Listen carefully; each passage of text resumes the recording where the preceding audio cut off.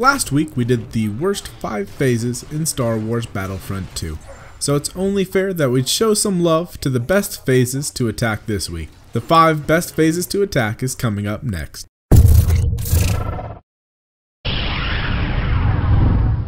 Welcome back. Star Wars Battlefront 2 has a ton of phases to choose from, and picking my top 5 favorites was really hard.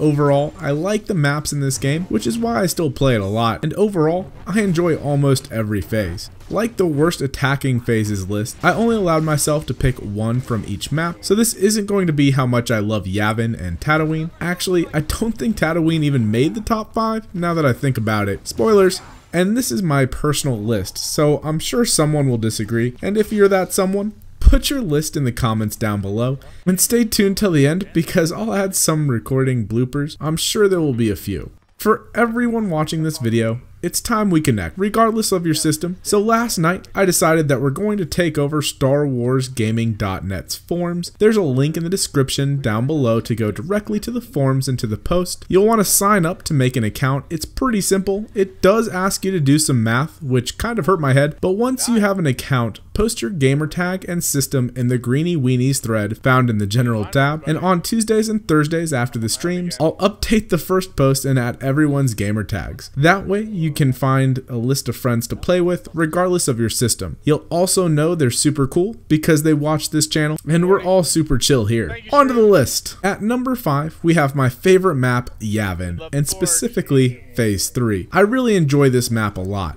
It offers a wide variety of playstyles, objectives, and goes from medium range to close range to long range and then back to close range. For my favorite phase, it was between Phase 2, which is close range and secure the area, or Phase 3, which is more medium to long range. I chose Phase 3 since exiting the forest to attack the temple is a lot of fun and really cool. When you first approach and you see the ships parked there, it just brings back memories of the end of New Hope. And for you young bucks, parts of Rogue One. This phase is really good for all classes, including specialists, since you can snipe from the tree line if you want to, or if you want to be a CR2 assault or TL50 heavy, you can use the tunnels to move in close. Want to use vehicles? This phase has them too. And who doesn't love the ATST? Granted, it's usually easy to take, which is why it's not higher on the list, but it's still a ton of fun, even if you're on the defense.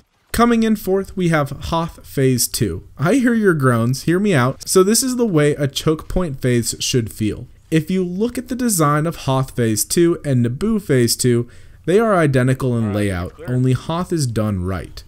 The doors leading into the objectives on Hoth lead directly into the objective, unlike Naboo, where you have to fight down a narrow hallway. The doors here are also larger on the outer entrances and more narrow in the middle. Once inside, it's basically just 3 large rooms with various boxes and ships, which provide excellent cover.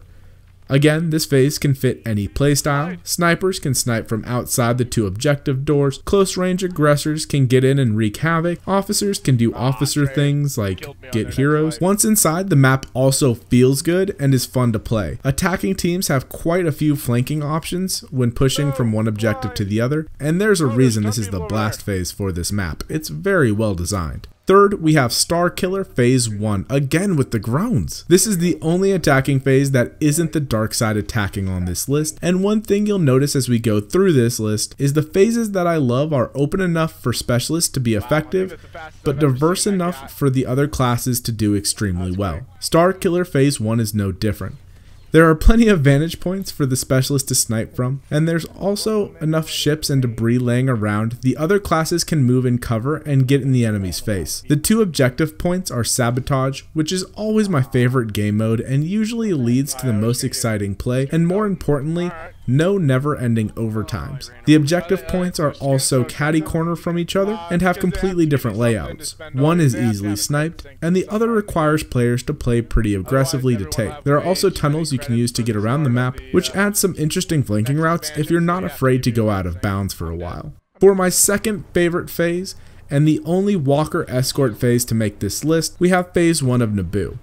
Naboo Phase 1 is one of the coolest maps. I love fighting in the city and would love to have a map that took place in a grand city like this for the entire time. This map has the standard shooter layout of 3 lanes, 1 left attack, 1 right attack, and 1 middle. The middle lane, however, is where the walker is moving and really wide open, so staying solely in this lane is a death trap. However, if you're moving up or trying to get into a flanking route, it's great to get you in position to rack up the kills for either of the other two lanes. Speaking of flanking routes, Naboo has the most flanking options of any map. There are multiple buildings you can go around either direction, and there are even some protected paths along the outside if you're really trying to get that sneaky flank in. And while graphics don't make a game fun or a phase fun, this map, especially on the dusk nighttime setting, is one of the best looking maps in this game. I was astonished when I first saw it, since when they said they were going to do Dusk Naboo, I was kind of like meh, but once I played it, I was shocked. It is beautiful. Before we get into the number 1 phase, let's take a look at the runner-ups that didn't make the cut. Phase 2 Death Star. I love that the laser fires from time to time. I jumped in front of it just to see if it would kill you, and you'd be surprised at the results. You should try it sometime. Phase 1 Tatooine, again another city map with access to the roofs. There's flanking routes for days on this one. And Endor Phase 2, this map is similar to Naboo Phase 1, and it's a ton of fun to play. You can also ride the walker if you time your jump right. And finally, for the number 1 attacking phase that I love the most, it's Crate Phase 3. This is the only phase of its kind, with shooting at an objective to destroy it.